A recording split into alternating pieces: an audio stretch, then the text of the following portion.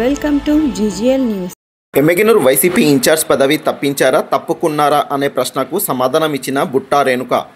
కర్నూలు జిల్లా ఎమ్మెగనూరు పట్టణంలోని ప్రభుత్వ జూనియర్ కళాశాలలో క్రీడా మైదానం నందు ఆదివారం ఫుట్బాల్ క్రీడాకారులకు కర్నూలు మాజీ ఎంపీ బుట్టా రేణుక క్రీడా సామాగ్రి షూస్ పంపిణీ కార్యక్రమాన్ని చేపట్టారు.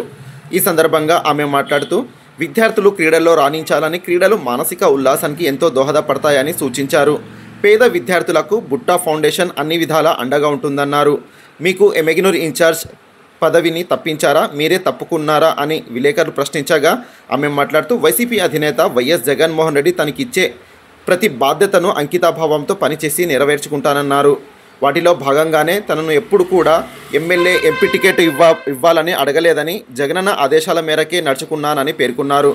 ప్రస్తుతం తనకిచ్చిన కర్నూలు పార్లమెంట్ సమన్వయకర్త బాధ్యతను అంకితభావంతో నిర్వర్తించి పార్టీ అభివృద్ధికి కృషి చేస్తానన్నారు.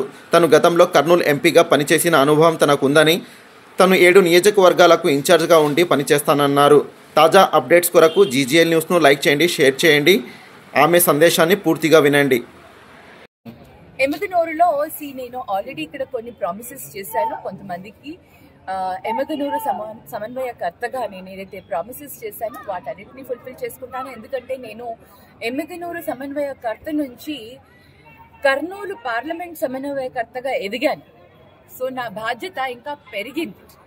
ఒక నియోజకవర్గం నుంచి 7 నియోజకవర్గాలకి పెరిగింది. కాబట్టి అన్ని నియోజకవర్గాలలో కూడా ఎక్కడి నుంచి ఎటువంటి రిక్వెస్ట్ వస్తుందో అక్కడంతా కూడా నేను పనిచేసుకుంటూ వెళ్తాను. కాకపోతే ఎమ్మెగనూరులో ఒక బంధం ఏర్పడింది ఈ 2 సంవత్సరాల్లో, కాబట్టి కొద్ది కార్యక్రమాలు ఎక్కువగా చేసుకుంటూ వెళ్తాను.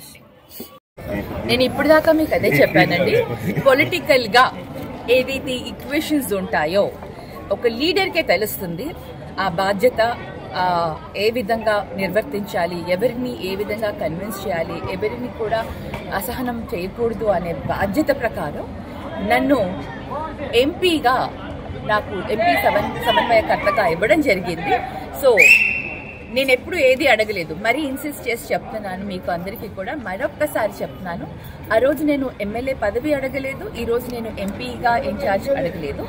జగన్ అన్న నా పైన ఉన్న ఒక అభిమానంతో నాకు ఏదైతే పదవి ఇస్తున్నారో ఆ పదవిని నేను సక్రమంగా ముందుకు తీసుకెళ్లి ఆ పదవికి నేను న్యాయం చేసే విధంగా పనిచేస్తానని మటుకు మీ అందరికీ తెలియజేస్తాను.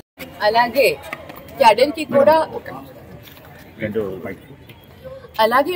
ఎవరైతే అందరూ క్యాడర్ కి నేను ఒక ఎంపీగా ఏదైతే క్యాడర్ నాకు ఉంటారో క్యాడర్ వాళ్ళందరికీ కూడా ఒక భరోసా ఇస్తాను. తప్పకుండా ఈ 7 నియోజకవర్గాలలో డిస్టెన్స్ చాలా దూరంగా ఉంది కాబట్టి ఒక ఆఫీస్ కర్నూలులో ఉంటుంది, ఒక ఆఫీస్ అనేది ఎమ్మెగనూరులో కూడా ఉంటుంది.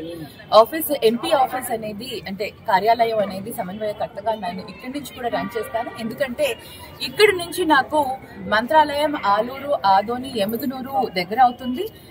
ఎర్లియర్ కూడా నేను ఎమ్మెగనూరులో నేను ఎంపీగా ఉన్నప్పుడు కూడా నేను ఎమ్మెగనూరులోనే ఎక్కువగా ఉండేదాన్ని. అలాగే ఇప్పుడు కూడా నేను ఎమ్మెగనూరులో ఆల్రెడీ నాకు ఆఫీస్ ఉంది, ఆల్రెడీ నాకు ఇల్లు ఉంది కాబట్టి వాటిని కంటిన్యూ చేసుకుంటూ కార్యక్రమాలు కూడా చేస్తూ ఉంటాను ఒక ఎంపీగా. కర్నూలు నుంచి కోడుమూరు, కర్నూలు, పత్తికొండ నాకు అక్కడ దగ్గరగా అవుతాయి కాబట్టి ఆ 3 అవి కూడా అక్కడ చేసుకుంటూ వెళ్తాను.